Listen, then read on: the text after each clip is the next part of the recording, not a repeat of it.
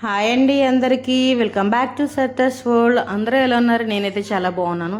అందరికీ ముందుగా తొలి ఏకాదశి శుభాకాంక్షలు అండి. ఇదైతే తొలి ఏకాదశి రోజున నేను పూజ ఎలా చేసుకున్నాను అనేది ఈ వ్లాగ్లో చూపించబోతున్నాను. నైట్ అయితే కిచెన్ క్లీన్ చేసి పెట్టుకున్నానండి. ఎర్లీ మార్నింగ్ లేచి ఇలా స్టవ్ పైన ముగ్గు అయితే వేసుకుంటున్నాను. కొంచెం ముగ్గు వేసుకుని పసుపు కుంకుమ అయితే వేశాను. నెక్స్ట్ పాలు పొంగిద్దామని అయితే అనుకున్నానండి. ఈరోజు పాలు పొంగిచ్చి నైవేద్యం అయితే పెడదాము అనుకున్నాను. పరమాన్నం ఈ పాలు పొంగించడానికి ఈ గిన్నె అయితే ఇలా పసుపు రాసి బొట్లు అయితే పెట్టుకుంటున్నాను. ఇలా బొట్లు పెట్టుకున్న తర్వాత నేనైతే ఎప్పుడు పాలు పొంగించినా ఇలాగే చేస్తానండి. ఇలా పసుపు రాసి బొట్లు అయితే పెట్టేసుకుని అప్పుడైతే పాలు పొంగిస్తాను దీంట్లో. ఇంకా ఇలానే దేవుడి దగ్గర అయితే పెట్టేస్తాను. చిన్న బౌల్లో పెడతాను, బట్ తర్వాత ఇలా కూడా పెట్టేస్తాను మొత్తం. నెక్స్ట్ ఇలా స్టవ్ మీద పెట్టి పాలు అయితే పోసేసుకున్నానండి. నా దగ్గర ఉన్న పాలని ఇలా అయితే తీసుకుని పక్కన నెక్స్ట్ వంట కూడా రెడీ చేయాలండి పిల్లలకి. వంట ఈ నా పూజ నైవేద్యం అంతా కంప్లీట్ అయిపోవాలి ఈ టైంలో. నేనైతే స్కూల్లో టీచర్ కింద వర్క్ చేస్తానండి. నేను 8:30 లోపు వెళ్ళిపోవాలి. అందుకనే నేను పూజ కూడా ఇదే టైంలో కంప్లీట్ చేసుకుంటున్నాను. పక్కన పప్పు అయితే పెట్టేసుకున్నానండి పిల్లలకి క్యారేజీలోకి. పప్పు అయితే వండుతున్నాను ఈరోజు. పొడిపప్పు అయితే వండుదాం అనుకున్నాను. ఆనియన్స్ అది కట్ చేసి దాంట్లో వేసేసి ఇలా అయితే రెండు ఒకసారి పెట్టేసుకున్నానండి. పరవణంలోకి ఇలా అయితే రైసు సగ్గుబియ్యం అయితే పెట్టేసుకున్నాను, నానబెట్టి పెట్టుకున్నాను. ఇలా అయితే నేను వాటర్ అయితే తాగుతున్నానండి. ఎర్లీ మార్నింగ్ కంపల్సరీగా నేను శంకుపూల వాటర్ అయితే తాగుతానండి. ఈ మధ్య శంకుపూలు అయితే దొరకట్లేదు నాకు, అందుకే లెమన్ వాటర్ అయితే తాగుతున్నాను. హాట్ వాటర్ అయితే కంపల్సరీగా తాగుతానండి. లెమన్స్ లేకపోతే హాట్ వాటర్ అయితే తాగుతాను. ఇలా హెల్త్కి మన డైజెషన్కి చాలా మంచిదనమాట ఇలా డైలీ తాగడం వల్ల. ఆషాఢ శుద్ధ ఏకాదశి రోజున మనం ఈ తొలి ఏకాదశిని అయితే జరుపుకుంటామండి. ఈ తొలి ఏకాదశి రోజున మహావిష్ణువు వెంకటేశ్వర స్వామి అవతారంలో భక్తులకు దర్శనమిస్తారంట. అందుకని ఈరోజు ఎక్కువ వెంకటేశ్వర స్వామిని పూజించడం, వెంకటేశ్వర స్వామి ఆలయాన్ని దర్శించడం లాంటివి చేస్తూ ఉంటాం మనం.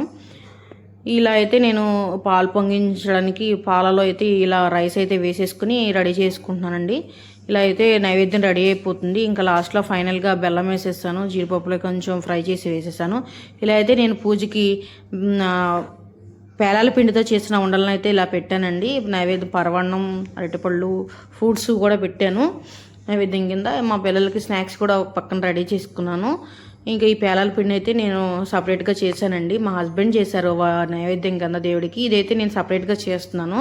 అంటే అవి సరిపోవేమో, పిల్లలు తింటాం కదా, బాగుంటుంది, మంచిది హెల్త్ కూడా అనేసి ఇలా సపరేట్గా చేశానండి నేను.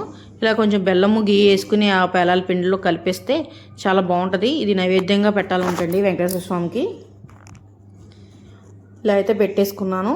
ఆ పిల్లలు కూడా చాలా ఇష్టంగా తిన్నారు ప్రసాదం. ఇలా మనకు కంపల్సరీగా ఏకాదశి రోజుని ప్రసాదం అయితే తినాలంటండి. నెక్స్ట్ మా ఇంటి ముందు బయట ఒక బౌల్లో ఇలా అయితే వాటర్లో ఇలా ఫ్లవర్స్ అయితే పెడతానండి. నేనైతే పూజనైతే ఇలా చేసుకుంటున్నాను. మా హస్బెండ్ చేసాక నేనైతే వచ్చి కొబ్బరికాయ కొట్టి నేనైతే పూజనైతే ఇలా చేస్తున్నానండి. మళ్ళీ నేను సపరేట్గా చేసుకుంటున్నాను కొబ్బరికాయ కొట్టి. నా పూజనైతే ఇలా సింపుల్గా చేసుకున్నానండి ఈ ఏకాదశి రోజున. నాకైతే చాలా హ్యాపీగా ఉంది. ఇంత తక్కువ టైంలో ఈ టైంలో నేను ఈ పూజ చేసుకోవడం అనేది నాకు చాలా హ్యాపీగా ఫీల్ అవుతున్నాను. కానీ కొంచెం పువ్వులు ఒకటే లోటుగా అనిపిస్తాయండి నాకు. పువ్వులు తీసుకురావడానికి అయితే కుదరలేదండి.